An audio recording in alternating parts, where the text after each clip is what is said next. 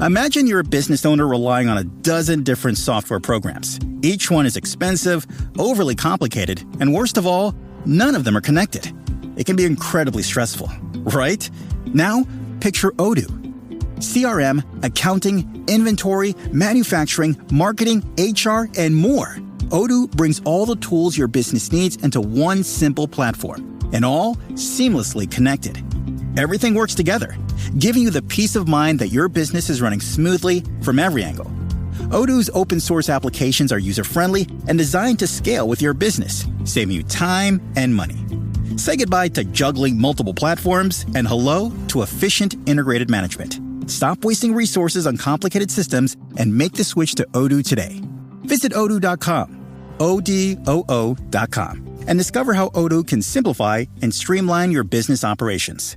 Odoo, modern management made simple.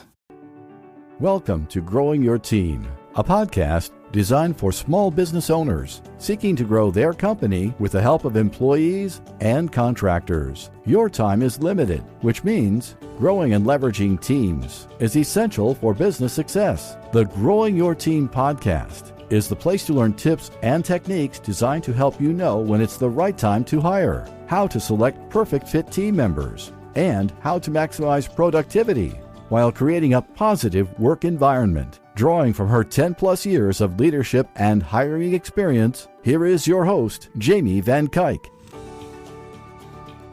Hello, Jamie Van Kuyk here, and welcome back to the Growing Your Team podcast.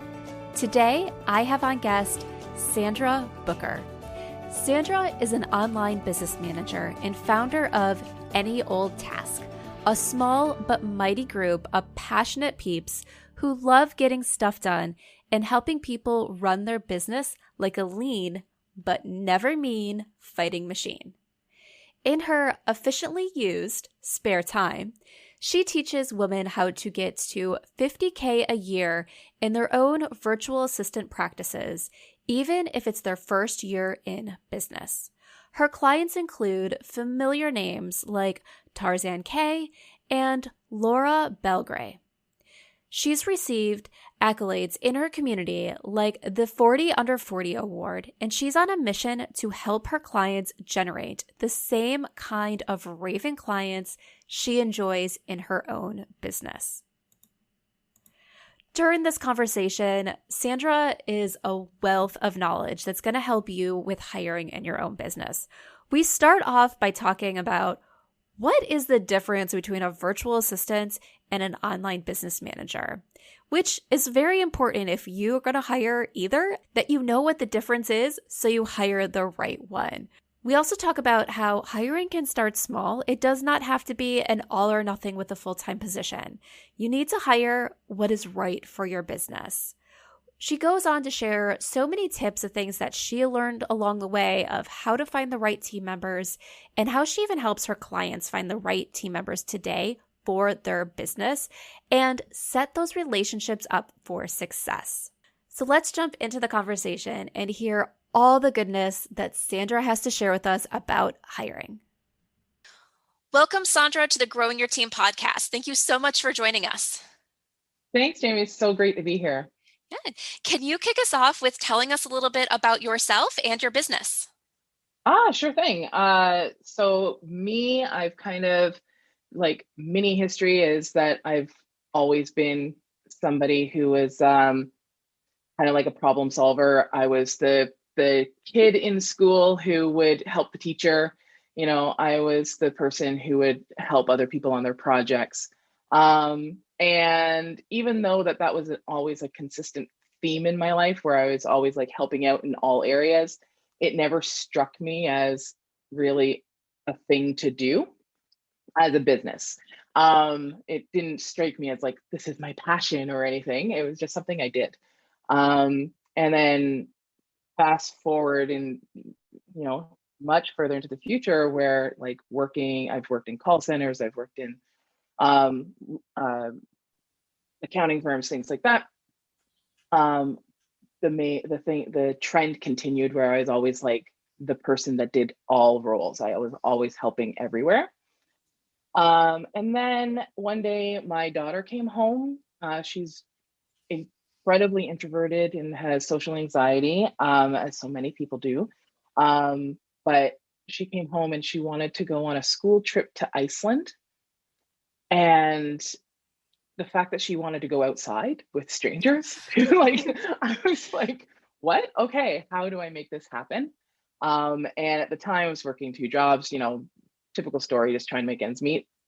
And somebody told me about, um, it was Fiverr actually, where you could put your, stuff that you want to do up and people pay you. I thought, maybe I'll make a few extra dollars. So I started with transcription work, and I was lucky enough to put it in the wrong area. I put it in virtual assistant area. So people started asking me what else I can do. And I started just telling, I can do this and I can do this. And it kind of like just snowballed from there. Like within a year, she had gone to Iceland. She already had another trip to New York planned. For the first time ever, we had savings. And then a friend said, you could make this a business. And it had never even occurred to me to make it a business. Right. So that was like end of 2014. I was like, okay, I'm going to do it. And that's when the whole business, Any Old Task, was born. The name literally came from the fact that when I first started out, I had no idea what I was going to focus on. So I'm like, anything, any old task, I'll do anything. Now I'm much more streamlined and niche down as to what I do. But yeah, that's where the humble beginnings, as they say. Yeah. So what tasks do you focus on now? So what I do now is me personally, I do business management for a couple of key clients, and I have a couple of people under me that do some virtual assistant work, mostly customer service, inbox management, scheduling, and a lot of launch help, helping our clients through their launches and sending out emails and setting up landing pages and all of the wonderful things that go with that. Right. So there's a few things I want to dig in there. Like first, one of the things I just want to kind of call out is for those of you who are listening, when it comes to hiring, I know there's a lot of hesitation around hiring because you're like, I can't afford a full-time person yet. I can't do this. It just seems so much and so overwhelming. But one of the things that we just listened to Sandra saying is she was doing these tasks for businesses at first. It was these smaller tasks. Like people, I'm assuming, weren't necessarily hiring you for these long-term ongoing projects. They were little things. So no one hiring, I know mostly on this podcast and everything, we talk about those long-term hires, but you can hire for one-off projects. You don't have to go like all or nothing when hiring. Get the help where you need it, when you need it. Rely on experts and other people who have the time, skill, and expertise so you can focus on what you need to focus on so you can continue growing your business. And eventually, maybe some of those tasks turn into more permanent positions, or some of them are never going to turn into more permanent positions where you're only ever going to need those one-off people for it. So just keep that in mind as you're listening, that you don't always have to go all in on hiring. Hiring for one-off tasks, as Sandra started, can be great for your business. So exactly. Yeah, the other thing that I want to dig into, because I feel like this is something that causes a lot of confusion for people, is you mentioned that, so obviously you do a lot of the online business management. So we hear a lot of the terms in the online space, OBM for short for online business manager, and then we hear virtual assistant. And I feel like sometimes there's a lot of confusion between the two, and sometimes people use the name interchangeably. Can you give us a little bit more information about what each one of those kind of responsibilities are, what tasks you would outsource, when you would use each one of those? Yeah, for sure. So first of all, something to kind of note is that years ago, when virtual assistants first really started becoming a thing, they were it was just, they did one thing. They were administrative assistants doing the work virtually.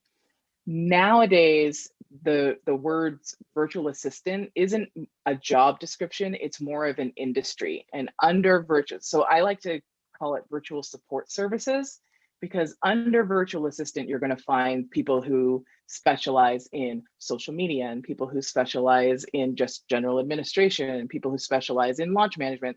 So you'll find a lot of people calling themselves VAs who actually specialize in a support service of some type. Yeah, I love that. That's one thing when someone's like, I want to hire a VA, and I'm like, okay, that is the broadest term out there. Like, let's narrow this down. What exactly do you need? Because just because a VA is great at what they do does not mean they're going to be great for you. So let's find the right things you need help with and find that person. So. Exactly. Oh my gosh, I could talk for days about that. And then the difference between like a virtual assistant and like a traditional general administrative virtual assistant and an OBM is the online business manager. And again, you do get people that act as both. And when I first started, I kind of acted as both. An online business manager, a true online business manager is somebody who is just going to be managing your business. They're not doing day-to-day tasks. They're not checking your email for you or managing your schedule necessarily. What they're doing is making sure that your projects are moving forward, helping you like figure out what your goals are, making sure that you have key performance indicators, actually set and what they are, and make sure that you're tracking them. They just basically help the business run. If you have a team, they'll help manage your team, those kinds of things. But in the space, in the online space, you do get people who are online business managers who will do those VA tasks as well, where they might check help with your customer service or do your scheduling. Typically, they will at some point in time split. They will decide they are either full OBMs or they are either VAs for your business, because it's really hard, especially as the business grows, to do a good job at both of those levels of thinking. Yeah. And I feel like that's a very important thing to call out. And this is one thing that I train on a lot with my clients is sometimes we feel like as business owners, we wear many hats. So we expect our team members to wear many hats. And sometimes that's okay. And sometimes at the beginning, they're going to wear many hats because you can hire someone, whether it's full-time or 20 hours a week or whatever it is, but the tasks that they have to do can easily be split between that time. So if you're looking at someone who's working 20 hours a week, you have 10 hours worth of tasks under one bucket, 10 hours of tasks worth under the other bucket. But as your business grows, typically both or one of those buckets is going to significantly grow, and then things start competing for time. So there's the choice of, do I do this or do I do that? And then you're constantly in this thing of thinking that person's not doing everything that they need. They're no longer doing their full job, but it's the fact that they can't do it all because they don't have enough time. And typically, as you said, that people will start focusing and want on the thing that they enjoy more. So there comes a time, even if there's multiple hats at first, that there is this natural split as your business continues to grow, where you need to start hiring for people to go over each bucket versus combining buckets. Exactly.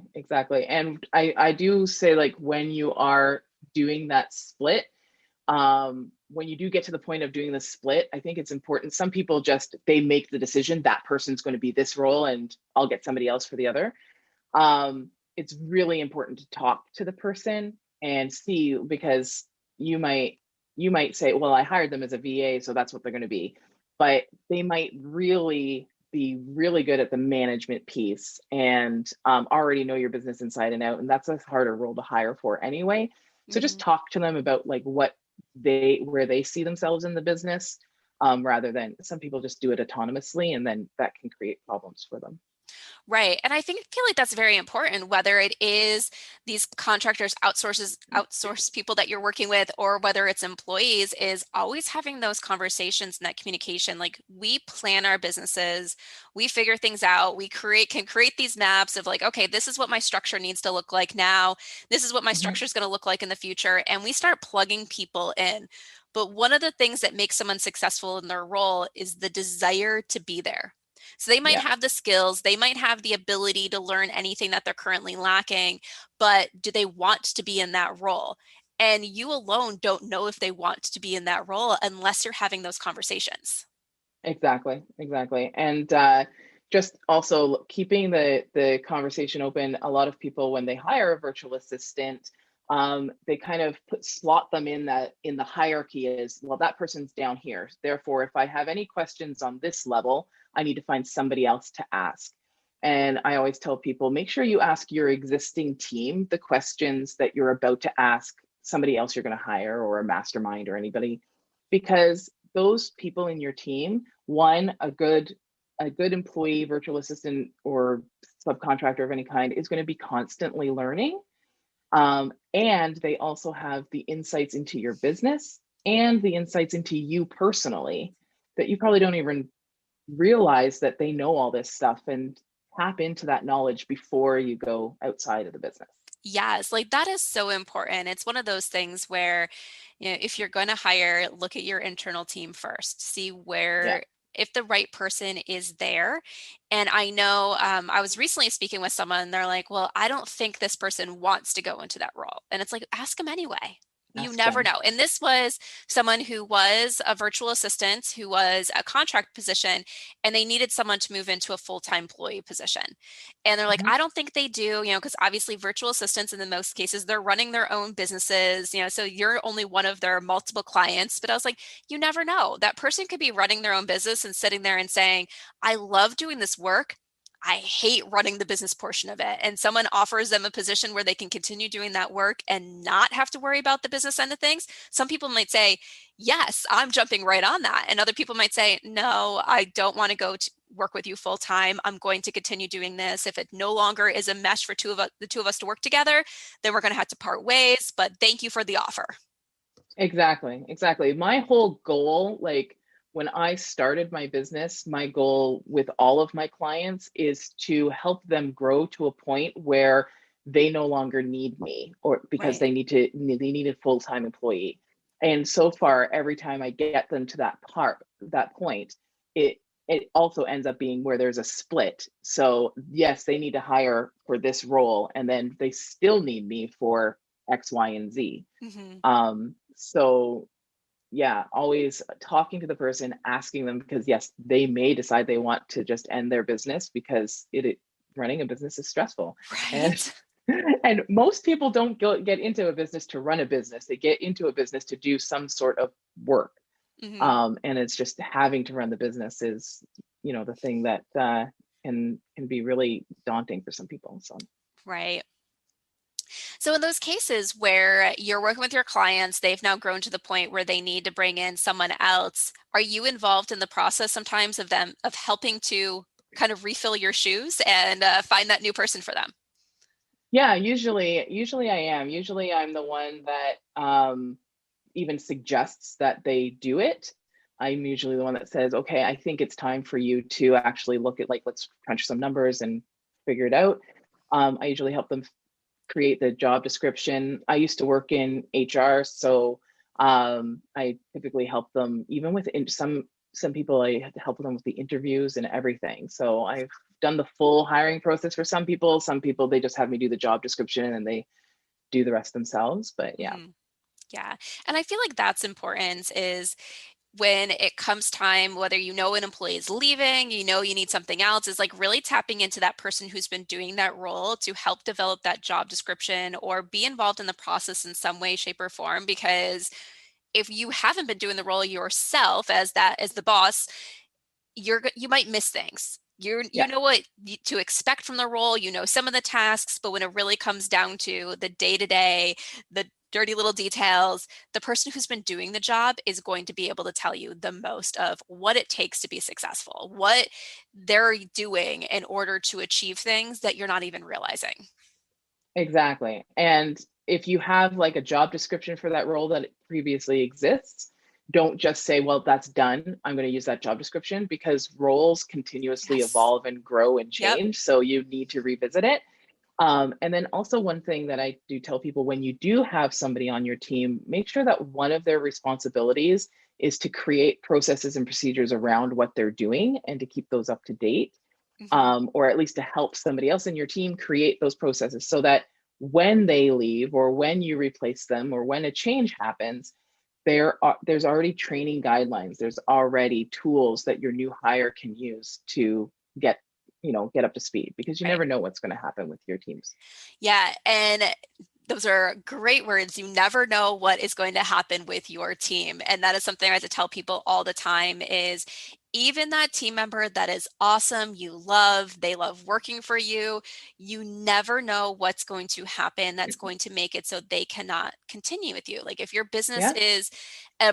has a physical location and the work cannot be done remotely, you never know what's going to happen that's going to cause possibly this person to move to across the country and not be able to work for you. Even if you're running an online business and you're like, well, my team members can work anywhere. Something could come up, let's say with their family, and they have to take a step back. So you never know what's going to happen.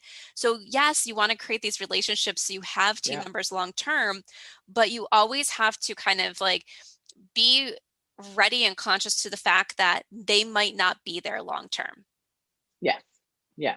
Yeah. And it happens all the time, and you can't predict it. And even like the best of employees, just like your business is learning and growing, they are learning and growing. And people always say that people don't change, but that's not the case. People change all the time. So Right. even their own priorities might change. That makes them decide to move on to something else. So yeah. And you never know what it's going to be. I can tell you, I loved my corporate job. My corporate job loved me. It was still one day. It was just one of those days where everything was just falling on my plate, like all these things where it's just like, you just can't wait for the day Yep. to be over. And it was just then, it was like, I've always had this goal of starting my own business. Like, what am I waiting for? Like, yes, I love my job. I love what I'm doing. I love my team, but maybe now is the right Yep. time. And it was one of those things where they didn't necessarily see it coming. Like I was a good, loyal employee. And, so now I did always tell them, I was like, yep, one of my goals is to start my own business. So they were at least a little happier that it was that and not leaving to go to another company. But you never know what's going to But happen. Your still, most loyal team member could have a reason to leave tomorrow. exactly. So, Yeah.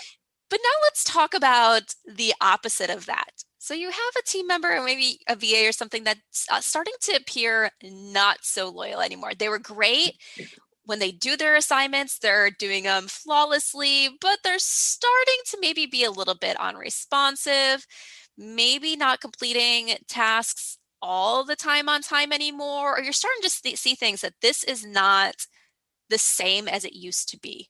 What do you do in that situation? So again, communication is the key.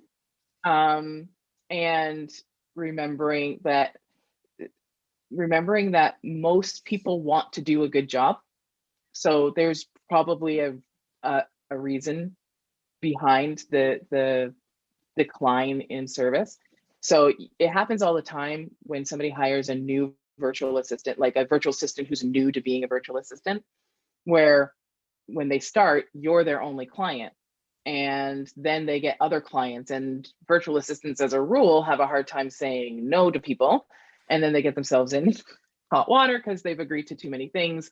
And if you're the type of person who has always been very lenient about due dates, then you're going to be the one that they're going to be like, oh, Jamie always says it's okay, so I'll just put that off for a day or two to get this done. Jamie's always okay with me being a bit late, so I'll put it off. And so just making sure that, like, understanding that can be something that's happening. It's not necessarily like a problem with them. It just might be a problem with their situation. Or it could be that maybe something's happened on your end. Maybe there's at the beginning you were communicating really well about your deadlines, and maybe now you're not communicating. So the first step always is to reach out to them and say, hey, I've noticed that this has been happening, and I just wanted to see, connect with you and see why this might be occurring. It's always about correcting the process. I feel like that is so important to say. And it's one of those things that I train on all the time. It's like, as the business owner or the boss, you help set the expectation. So sometimes you realize that the expectation you set is not really the expectation that you want. So what you said there was so important. The fact that you might have been very relaxed on deadlines. So they learned it's okay to be relaxed on deadlines on their own side. That, they're doing the behavior that you taught them was okay. And unless you go back and correct that and change that and have those conversations, what they're doing is what you expect in their mind. So you Yeah. need to change it and you need to have those conversations. And I love the way that you approach that. It's have the conversations and ask the questions. It's not go in, discipline them and yell at them and, all that. It's the conversation, find out what's going on. Yep. And then set your future expectations. So like, okay, so this is what's happening. How can we correct that issue? And then going forward, this is what I expect. Yeah. And this is what I need for my business to thrive. Yes. And it's okay to be strict and stern and like set your expectations, but also be human and be like, no, like say, yeah, I understand that sometimes things is going to happen, but what I need is you to give me, notice or whatever. And then to work with them to set deadlines. Sometimes people will, I have this project, hey, and they'll put it into the project management tool and they'll set a due date for tomorrow or whatever. And then the person on the receiving end just tries to get it done rather than stopping and going, okay, is it feasible for me to actually be able to complete this in that amount of time? So like encouraging the communication both ways by saying like, telling them that if I were ever set a deadline for you that we haven't talked about that's too tight, please let me know ASAP. Like take a look at your workload and let me know so that I can make alternate arrangements or whatnot. Right. Yeah. So communicating and encouraging communication is the number one. Yeah. Yeah. No, I feel like that's so important, especially when it comes to deadlines. One of the things I try to tell people when they're working with virtual assistants or anything like that is remembering that you're a client of theirs because they're a contractor. So as the business, you're a client of theirs, and think about your clients. Would you be happy all the time if they were setting these deadlines that you knew you couldn't achieve or anything like that and not really communicating things properly?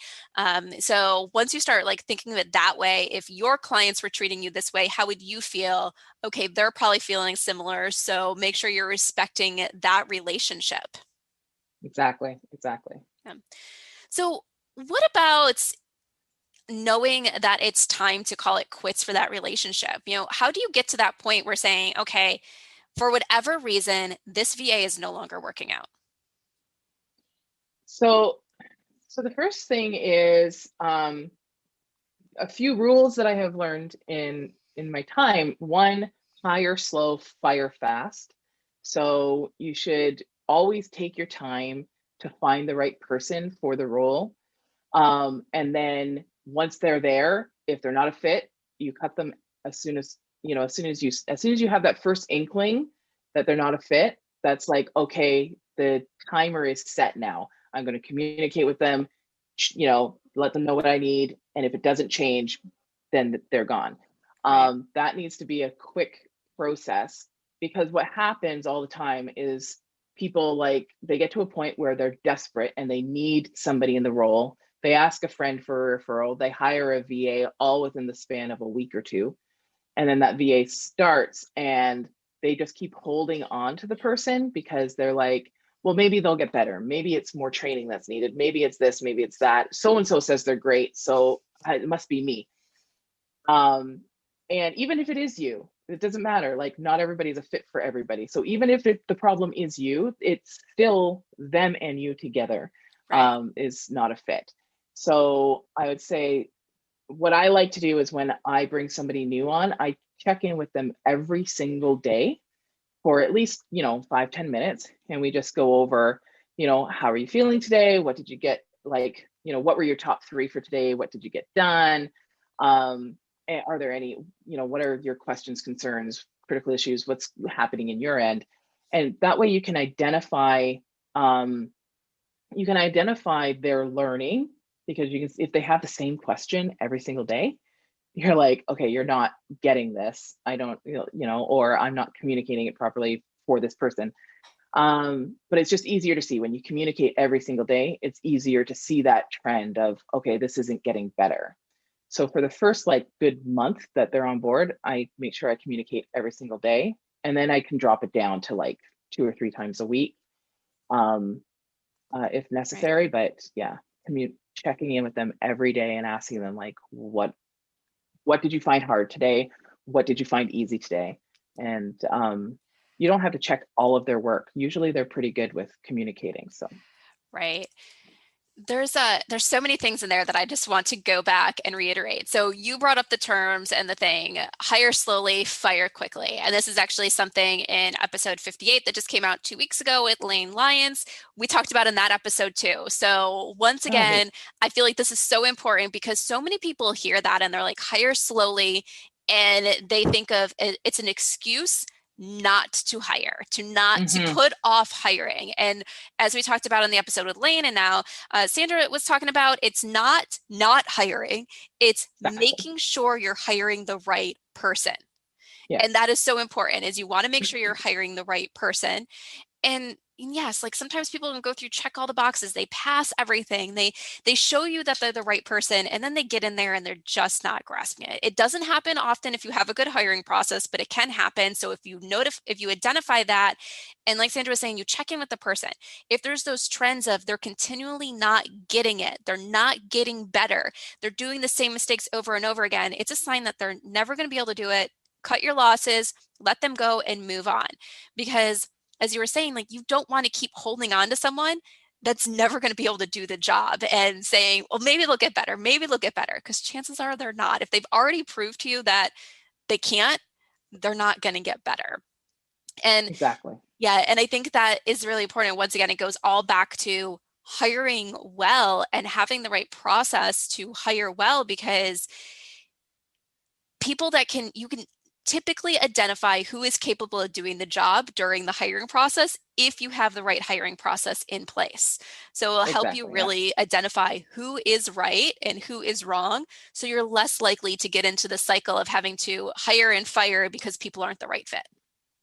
Yeah, 100%. Having a really good hiring process that assesses people not just on their experience, but on their fit for the culture of your business and the fit for the mission of your business. And like, are they going to be the type of person that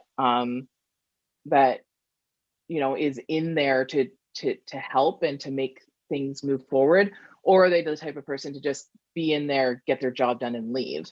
It's I read what was it, The Ideal Team Player, and that was a really good book. I can't remember the author. I'm terrible with author names, but I apologize to the author. It was a really good book, The Ideal Team Player, and it gives you like a really good resource of questions that you can ask during the interview period, but not just the questions, the what to look for in the answer, because I think a lot of people ask these questions not really understanding what the point of the questions are and what they should be looking for. So do a little bit of research, create a great hiring process, and then if you do that and then check in with your new hire daily, you should know without a question of a doubt within 2 to 3 weeks if the person will be able to stay. Yes. All right, it looks like The Idea Team Player. It's by Patrick, and I'm totally going to butcher this last name, but Lencioni, I think it is, Lencioni. Yeah, and I love that. And that is actually like what some of the things that I do when I create hiring strategies for my clients. Not only do I provide them what to ask, but I tell them why they're asking each question, what it's going to uncover, how it ties back to what they told me was important about the person who's going to be filling that role, or about their company, or about the position. So that way, every question, it has a purpose, and they understand that purpose, and they know how to identify if the answer that the candidate gave is an answer that shows that they can do whatever we're trying to uncover, versus it just being an answer that sounds really well, but it's not answering it correctly. It's not answering it and giving what we need.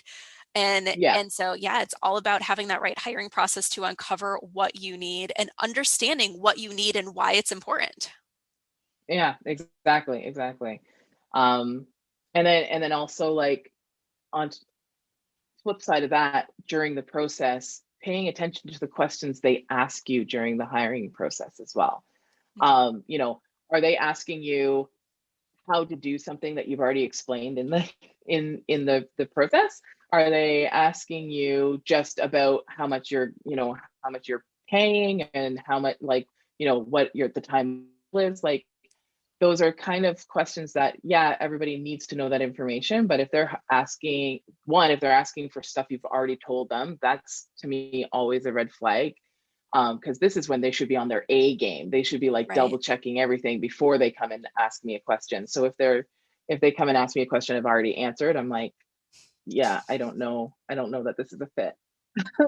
But hopefully they're asking about you and your business, but also already know a bit about your business. They shouldn't be saying, hey, what do you do? They should be saying, I see that you take care of these kind of things, how, and then ask questions about the potential role based on what they already know about your business. Right.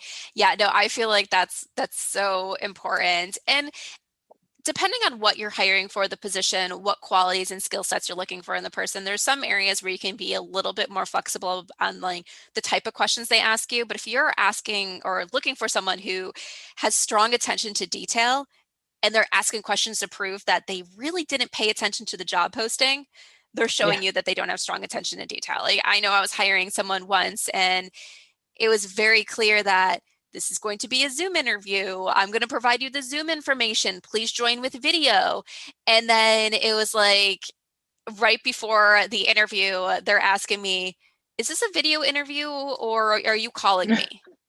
And I'm like, okay.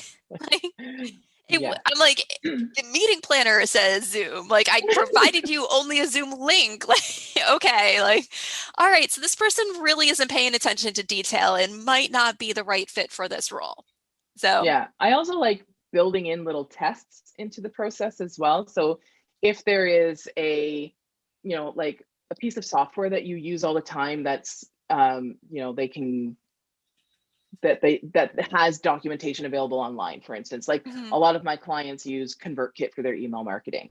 So as part of the hiring process, I'll say things like, I know that you've probably never heard of or used this tool before, but even though I know you've never heard of it, I still want you to tell me, how do I add preview text to a ConvertKit email? And I asked them that because literally all they have to do is copy and paste those words, the question that I've asked, into Google, and they will get the exact article that I expect them to find with the exact answer I expect them to give. right. But I get all sorts of answers to that question. Some people just say no. Some people say, I've never heard of it, but I assume it would be this, and they just take a guess. So like, if you have anything in your business where you can like build in a test, it really helps to see like the thought process behind somebody and how well they communicate information to you. You can get a lot from that simple question. Right. Yes. Yeah. No, I agree with that. It's like building in things, making sure it's relevant to the position.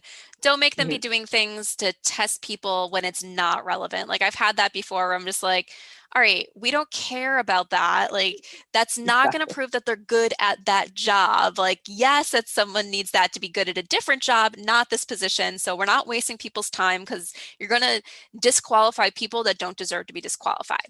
But yeah, if there's things you can do that are relevant to the position, or relevant to even that, like if you're in one of those things, like you probably don't want someone who's calling you up every day to be like, how do I do this? How do I do that? I don't know. I was stuck. You want someone who can also go and research if they don't know how to do it.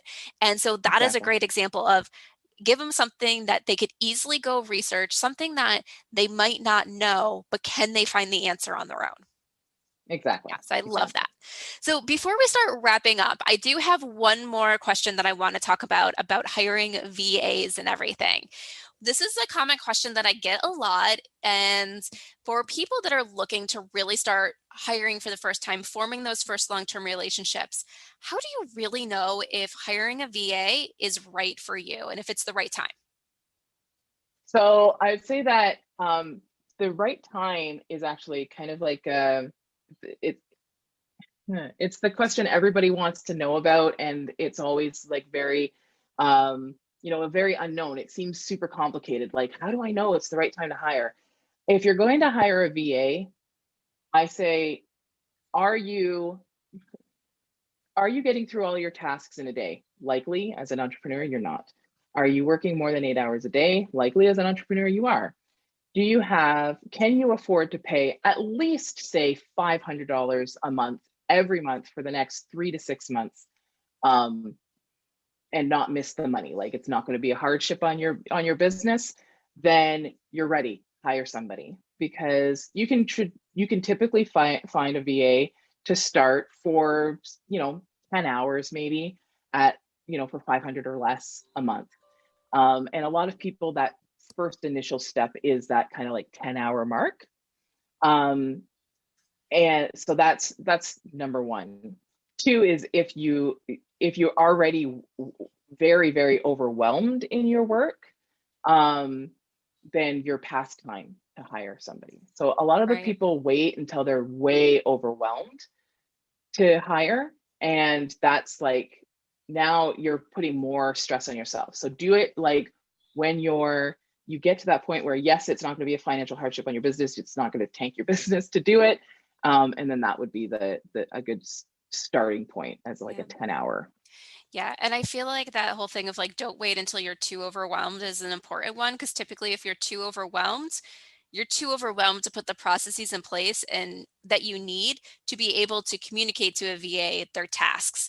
They just can't come in, read your mind, take things off your plate if they don't know what to take off your plate. So you need to have that. It's kind of like, the thing is like, what comes first, the chicken or the egg? But you need to hire before you're so overwhelmed that you absolutely need the help, because you need to be able to get the person up to speed, get processes in place. You don't want to wait too long. Exactly. And the other thing to kind of think about doing, if it's come into your mind that maybe you might start needing help, do a bit of an analysis of your time. Just like take 2 weeks, and for those 2 weeks, mark down every single thing you do from the time you get up in the morning to the time you go to bed, because as an entrepreneur, you know that you're working all hours of the day. And just mark down everything that you're doing in a day as you're doing it. So it's not you trying to remember what you've done. It's as you're doing it, write it down, so that at the end of the 2 weeks, you can then start seeing, oh, well, here's a big chunk of admin work I could totally give somebody else to do. Because a lot of us, like when we're trying to think of what we could give a new employee or a new subcontractor, we think of the things we hate doing, but the things that we hate doing aren't always going to be the biggest bang for your buck. Yep. So, try and give away those as soon as you can. But when you have something that you really don't like doing, but it only takes an hour of your time a week, then that's not usually enough to hire somebody on. So do the analysis of your time, and then you can go from there and see, like, this is the big chunk of where I'm going to get the most time back in my day. Exactly. Well, thank you for sharing all that. You've shared so much good information today, Sandra. So can you tell people, how can they get in touch with you? You can find me online at anyoldtask.ca, and I'm on Instagram as AnyOldTask and Facebook as AnyOldTaskCA, just to be confusing. Awesome. Thank you. And of course, that will all be in the show notes, so people can go and find you. All right. So to wrap up, I always like to end by asking my guests the same question. We've all had leaders or managers that stood out to us. Can you think of the most impactful leaders or managers that you have had, and share with us one thing that made them stand out as a great leader to you? So I've been lucky that I've had a lot of great managers in my past. And I can tell you that the number one quality that they all had was that, or trait that they all had, was that they treated the people that they worked with as equals and as adults and as human beings. They understood that everybody was there to do a job, and that most people show up to work wanting to do their job well. So they, as a result of like kind of having this inherent quality of, treating people as, people and not underlings, they were able to easily give those people the autonomy to shine in their role. And that's the one trait I think every good leader needs. Yeah. Yes, I agree. Well, thank you, Sandra, so much for sharing today and joining us on the Growing Your Team podcast. Thanks so much for having me, Jamie. It was a pleasure. And that wraps up this episode of the Growing Your Team podcast. Do you have questions about anything discussed in today's episode? Or do you have other questions related to hiring and managing your team? Then I invite you to join us over in the Growing Your Team Facebook community. The group is designed to provide you support as you grow and manage the team who will save you time and earn both you and your business more. So come on over and join us in the Growing Your Team Facebook group, and let's grow you the team that you need and deserve. Thank you for joining us for this episode of Growing Your Team with your host, Jamie Van Kuyt. Be sure to subscribe and head on over to growingyourteam.com to connect, access the show notes, and discover more ways to hire and leverage your perfect fit team.